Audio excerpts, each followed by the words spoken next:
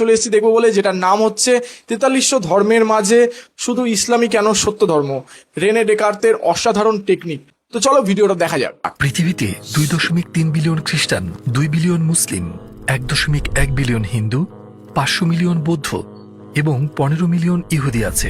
এরকম মোট 4300 ধর্ম রয়েছে পৃথিবীতে। এমন পরিস্থিতিতে কিছু মানুষ প্রশ্ন করেন, এতগুলো ধর্ম থাকতে আমি ইসলামকে কেন বেছে নেব? আমরা কিভাবে বুঝবো যে ইসলামই সত্য ধর্ম? এটা কি যুক্তি দিয়ে প্রমাণ করা সম্ভব? একে আমরা দার্শনিক দেকার্তের খুব মজার একটা কৌশলের সাহায্যে প্রমাণ করব। এর নাম হলো দেকার্তের সংশয়বাদ। সংক্ষেপে বললে তিনি বলছেন, ধরা যাক আপনার আপেল ভর্তি একটি ঝুড়ি আছে। আপনি ঝুড়িতে হাত ঢুকিয়ে একটি তাজা আপেল বের করে নিলেন। যখন আপনি আবারও ঝুড়িতে হাত দিলেন এবং এইবার যদি একটি পচা আপেল হাতে আসে, পচা আপেলগুলো বেছে ফেলে দিতে হলে একটা একটা করে আপেল হাতে নেবেন না। কোন আপেলটা তাজা আর কোনটা নয় সেটা দেখতে যাবেন না, বরং পুরো ঝুড়িটি খালি করে নিয়ে এরপর একে একে ভালো আপেলগুলো ঝুড়িতে রাখতে থাকুন। আজকের ইস্যুতেও একই কৌশল অবলম্বন করা যাক। আমি বলতে চাইছি, একে একে 4300 ধর্মকে যাচাই করা কি সম্ভব? আমার তো মনে হয় না। আমরা মহাবিশ্বে ছড়িয়ে থাকা সূত্রগুলোকে যুক্তি আর কার্যকরণ দিয়ে বোঝার চেষ্টা করি। একটি সত্য ধর্মে কি কি শর্তাবলী থাকা উচিত সেটা নির্ধারণ করা যাক। এই সূত্রগুলো দিয়ে আমরা একটি প্রশ্নের সরাসরি উত্তর খুঁজব, কেন ইসলাম? এখন একটা বিল্ডিং তৈরি করার সময় আপনি প্রথমে ফাউন্ডেশন তৈরি করবেন, তাই না? কয়েকটি ধাপ পার করতে হবে। এই ইস্যুতে ফাউন্ডেশন থেকে শুরু করে আমরা একে একে বিষয়গুলো বাদ দিতে থাকব। সেক্ষেত্রে আমাদের ফিল্টারগুলো হবে, সৃষ্টিকর্তা কি আছেন? ধর্মের কি প্রয়োজনীয়তা আছে? যদি ধর্মের প্রয়োজনীয়তা থাকে তাহলে কি পবিত্র গ্রন্থ বা নবীর প্রয়োজন কি আছে? প্রথমে এই বিল্ডিং এর ফাউন্ডেশন নিয়ে ভাবা যাক। সেটা হলো সৃষ্টিকর্তার অস্তিত্ব আছে কিনা। আপনি হয়তো একে প্রমাণ করার বিভিন্ন উপায়ের কথা ভাবছেন, কিন্তু আজ আমাদের দৃশ্যমান মহাবিশ্ব থেকেই এই প্রশ্নের উত্তর খুঁজে নেওয়া যাক। এখন আমি যে উদাহরণটা দিতে যাচ্ছি সেটা বুঝতে হলে একটু মন দিয়ে শুনুন। পদার্থবিজ্ঞান বলে, যদি কোনো কাজ সম্পন্ন হয় তাহলে সেই কাজ করতে পারার জন্য অবশ্যই একটি শক্তির অস্তিত্ব আছে, যে একজন সৃষ্টিকর্তা আছেন যিনি আমাদের বোঝেন। কাজটি করার জন্য তার যথেষ্ট শক্তি থাকতেই হবে। যেমন আমি যদি একটি শিশুকে প্লেন ঠেলতে দেখি, আমি অবশ্যই তখন এর পেছনে অন্য কাউকে খুঁজব, যেহেতু সেই শিশুর পক্ষে এই কাজ সম্ভবই নয়। আমি বরং বলবো প্লেনটি সরানোর পেছনে একটা যান্ত্রিক পদ্ধতি বা এরকম কিছু আছে। এমনকি আমি যদি স্বচক্ষেও দেখি যে শিশুটি প্লেনটিকে ঠেলছে, আমার মন তাৎক্ষণিকভাবে বলবে শিশুটির প্লেন সরানোর মতন যথেষ্ট শক্তি নেই। আমি শিশুটির আড়ালে থাকা সত্যিকারের সক্ষম ব্যক্তিটিকে খুঁজতে শুরু করব। আর যুক্তি এটাই বলে, তাই না? এই উদাহরণের মতোই যখন আমরা মহাবিশ্বে তাকাই, যেমন আমরা দেখি যে গাভী দুধ উৎপাদন করছে, গাভী তার দুধে থাকা এমিনো অ্যাসিডের কথা জানে না। যে মানুষেরা দুধ পান করে তাদের শরীরে এর প্রয়োজনের কথাও সে জানে না, কিন্তু সে ঠিক প্রয়োজন মাফিক দুধই যোগান দেয়। তার উপর সে এমন কিছু খেয়ে এর যোগান দেয় যার সাথে এর কোনো সম্পর্ক নেই, ঘাস। আমরা যদি অন্যভাবে দেখি, উৎকৃষ্ট মানের মধু তৈরির পেছনে আমরা বিষধর মৌমাছিকে সব পরিশ্রম করতে দেখি। মধু তৈরির সময় এতে থাকা উপাদানের কথা মৌমাছি জানতে পারে না। আবার মৌমাছির শরীর, এর কোষ, কিন্তু যারা এই মধু খাবে তাদের প্রয়োজনের কথা জানে না, কিন্তু তার তৈরি মধু মানুষের রোগ মুক্তিতে ভীষণ কার্যকরী। আমরা এবার ঘাড় ঘুরিয়ে অন্যদিকে তাকাই।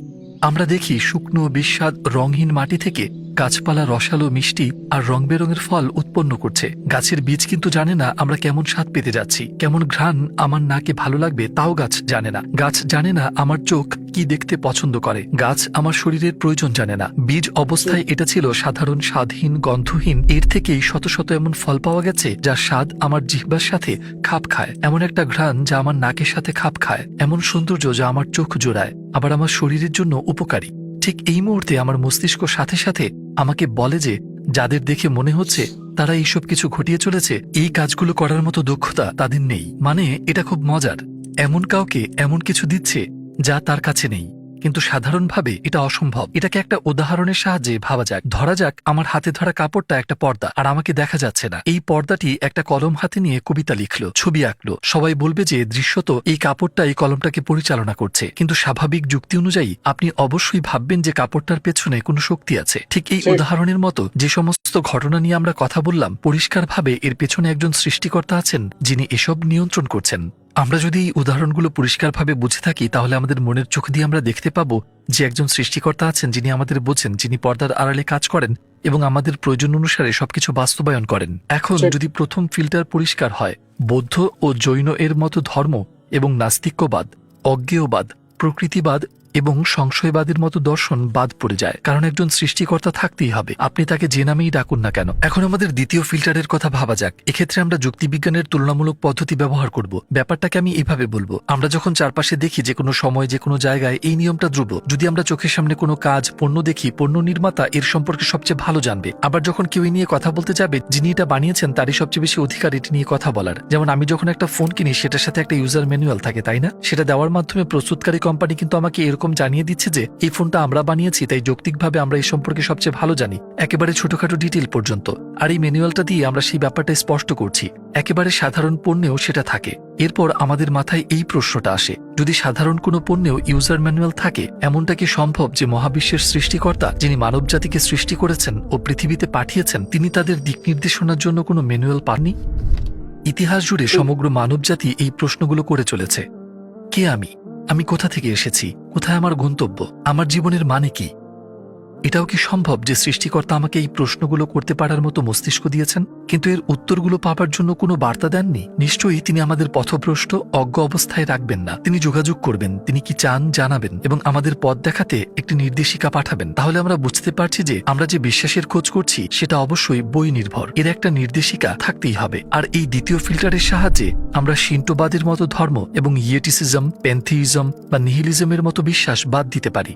তো আপনি যদি এমন প্রশ্ন করেন যে আপনার কি মনে হয় একটা কিতাবই যথেষ্ট, স্কুলেও আমাদের বই দেওয়া হয়েছে, কিন্তু সেটা কি যথেষ্ট? শেখানোর জন্য একজন শিক্ষক কি আপনার প্রয়োজন হবে না? এমনকি আমাদের এমন শিক্ষক প্রয়োজন যে শুধু বই পড়াবে না, বরং ছাত্রদের ক্লাসরুমে টেনে আনবে আর বইয়ের প্রতি তাদের আগ্রহী করবে, এমনকি সেই সব ছাত্রদেরও যারা কথা শুনতে চায় না। আপনি নিশ্চয়ই বুঝতে পারছেন আমি এই রূপক দিয়ে কি বোঝাতে চাইছি। ঠিক একজন শিক্ষকের মতো যিনি উদাহরণ দিয়ে আর ব্যাখ্যা করে বোঝান, যিনি ক্লাসরুমে শৃঙ্খলা আনেন, আমরা যে ধর্মের সন্ধান করছি তাতেও একজন শেখানোর মতো নেতা, দূত প্রয়োজন। আমরা এভাবেও ভাবতে পারি, প্রতিটি ক্ষেত্রেই তত্ত্ব নির্ভর জ্ঞান থাকে, আবার সেটার বাস্তবিক প্রয়োগ থাকে। কিতাবের ভেতরে লেখা হলো তত্ত্ব নির্ভর জ্ঞান, তাই এমন একজনের প্রয়োজন যিনি বাস্তবিক জীবনে সেগুলোকে কাজে কিভাবে পরিণত করা যায় তা শেখাবেন। যখন কেউ প্রশ্ন করে আমি আমার জীবনের লক্ষ্য অনুযায়ী কিভাবে বাঁচব, আমার জীবনের ম্যানুয়াল অনুযায়ী, তার এমন একজন রোল মডেল প্রয়োজন যিনি তাকে হাতে কলমে দেখাবেন, যাতে সে নিজের জীবনে তা মেনে চলতে পারে। আমরা যদি শিক্ষকের উদাহরণে ফিরে যাই, শুধুমাত্র গাণিতিক সূত্রগুলো জানাই যথেষ্ট না, এর ব্যবহার ও প্রয়োগ দেখে শেখাটাও জরুরি। আপনার কি মনে হয় না যে নবীরূপে একজন নেতা থাকাটা খুব প্রয়োজন? এমনকি প্রাণী জগতেও এর অনেক উদাহরণ পাওয়া যায়। যেমন আপনি যদি একটা মৌচাক লক্ষ্য করেন, আপনি দেখবেন একটি বসতি সেখানে সমাজের মতো বাস করছে এবং তাদের লক্ষ্য উদ্দেশ্য এক। সে সমাজের নেতৃত্বে আছে একটি রানী মৌমাছি। আবার আপনি যদি একটি পিঁপড়ার ঢিবি দেখেন যাদের লক্ষ্য উদ্দেশ্য এক, আপনি নেতৃত্বে একটি রানী পিঁপড়া দেখতে পাবেন। আল্লাহ কি এমনটা করবেন যে এই গ্রুপগুলোকেও যখন তিনি নেতৃত্ববিহীন রাখেননি, তিনি কি মানবজাতিকে নেতাশূন্য রাখবেন? আমরা মানবজাতির কথা বলছি, পিঁপড়া বা মৌমাছির চাইতে অনেক বেশি গুরুত্বপূর্ণ প্রাণের কথা বলছি। আল্লাহ মানুষের ক্ষুদ্র জিহ্বার জন্য শত শত স্বাদের সৃষ্টি করেছেন। তিনি কি মানবজাতিকে দিশাহীন, লক্ষ্যহীন কোনো জীবন দেবেন? তিনি তাদের রাসূল পাঠিয়ে পথনির্দেশ করবেন না? এমনটা কি হতে পারে? আমরা যদি এই উদাহরণটাও পুরোপুরি বুঝে থাকি, এই তৃতীয় ফিল্টারের সাহায্যে আমরা হিন্দুইজম, কেওডাইজম, দ্রুজের মতো বিশ্বাসগুলোকে বাদ দিতে পারি, যারা কোনো রাসূলে বিশ্বাস করে না। আমি এটাও একটু বলে দিতে চাই, আমরা যে ধর্মটাকে খুঁজে চলেছি তাতে নবীর মাজেজার উল্লেখ থাকতে হবে। আমরা শুরুতেই বলেছি যে পৃথিবীতে 4300টির মতো ধর্ম রয়েছে। যখন আমরা এই তিনটা ফিল্টার ব্যবহার করে সমস্ত ধর্ম এবং দর্শনের মূলে পৌঁছানোর চেষ্টা করি, আমাদের হাতে শুধুমাত্র 3টি ধর্ম থাকে, খ্রিস্টিয়ানিটি, জুডাইজম এবং ইসলাম। তাদের প্রত্যেকেরই সৃষ্টিকর্তা, কিতাব এবং নবীর ধারণা রয়েছে। এখন এই ব্যাপারটা লক্ষ্য করুন, এই 3টি ধর্মের সবগুলো ফিল্টার পার করে আসা থেকে বোঝা যায় যে তাদের ভিত্তি সত্যের উপরে প্রতিষ্ঠিত। আমরা যদি জুডাইজমের দিকে তাকাই, সেখানে মূল চরিত্র হিসেবে মুসা আলাইহিসসালামকে দেখতে পাই এবং খ্রিস্টিয়ানিটিতে মূল চরিত্র হল যিশু, তার উপর শান্তি বর্ষিত হোক। যদিও এই দুই মহান নবীর শিক্ষাগুলো এই দুটো ধর্মেই বিকৃত করা হয়েছে। প্রাথমিকভাবে তারা সত্যকেই সামনে এনেছিল। দুটো ধর্মের একটা অদ্ভুত মিল হলো তারা কেউই রাসূল মুহাম্মদ সাল্লাল্লাহু আলাইহি ওয়াসাল্লামকে সত্য নবী বলে স্বীকার করে না। কিন্তু ইসলাম বলে যে রাসূল মুহাম্মদ সাল্লাল্লাহু আলাইহি ওয়াসাল্লাম আল্লাহ প্রেরিত সর্বশেষ নবী, আর মুসা এবং যিশু তারাও আল্লাহর নবী ছিলেন।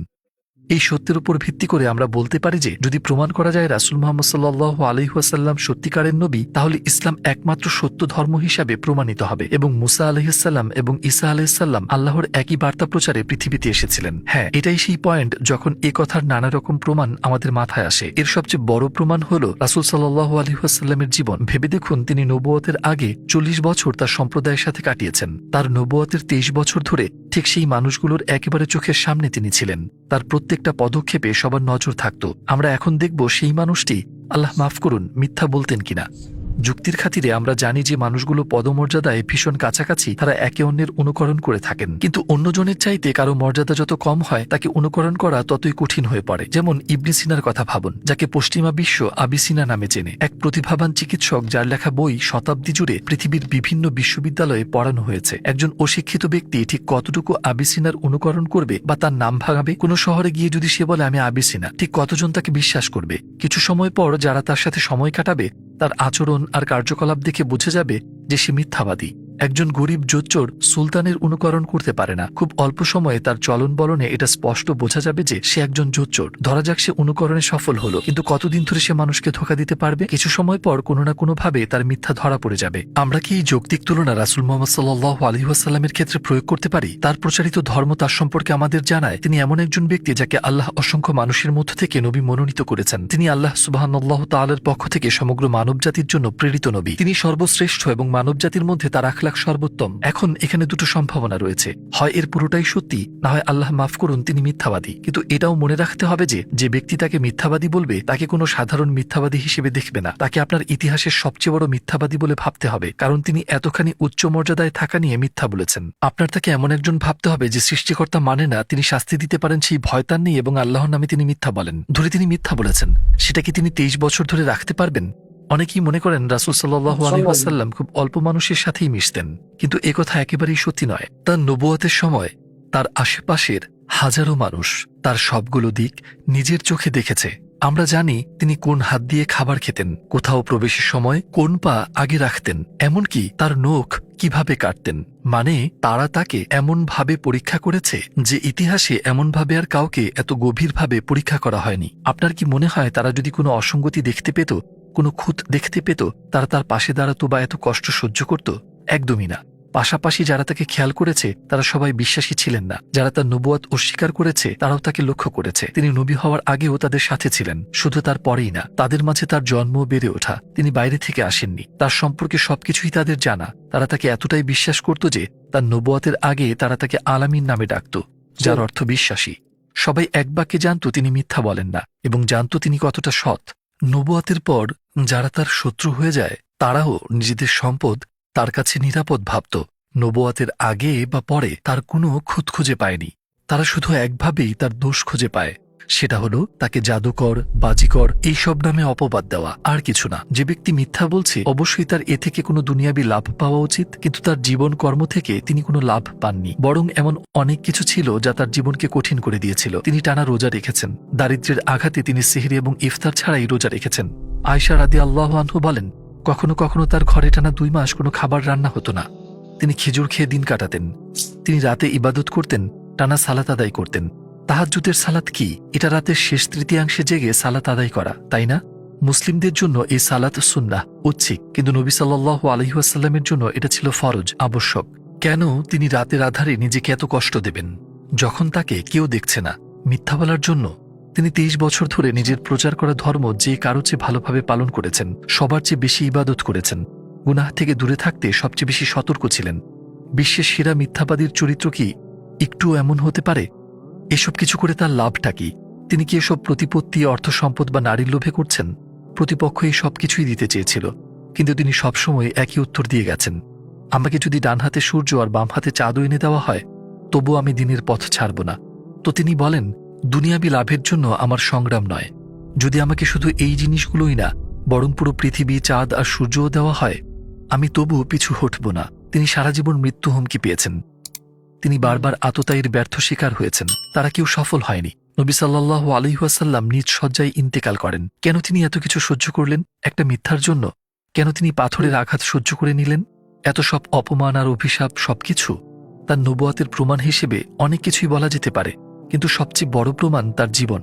তিনি যেভাবে নিজেকে গড়ে তুলেছেন তার নবুয়াতের প্রমাণ হিসেবে এটুকুই যথেষ্ট। যেমনটা আমরা শুরুতে বলেছি, হয় তিনি সত্য বলছিলেন, না হয় আল্লাহ মাফ করুন তিনি মিথ্যাবাদী। আমাদের যদি প্রশ্ন করা হয় এমন একজন মানুষ মিথ্যা বলছেন না তাকে মিথ্যাবাদী বলা লোকটি সত্যিকারের মিথ্যাবাদী, আপনার কি মনে হয় এই প্রশ্নের উত্তর দেওয়ার কোনো প্রয়োজন আছে? এই বিষয়গুলো বিশ্লেষণ করে দেখলে আমরা জীবনভর খুঁজে যাওয়া সেই সত্যকে খুঁজে পাই।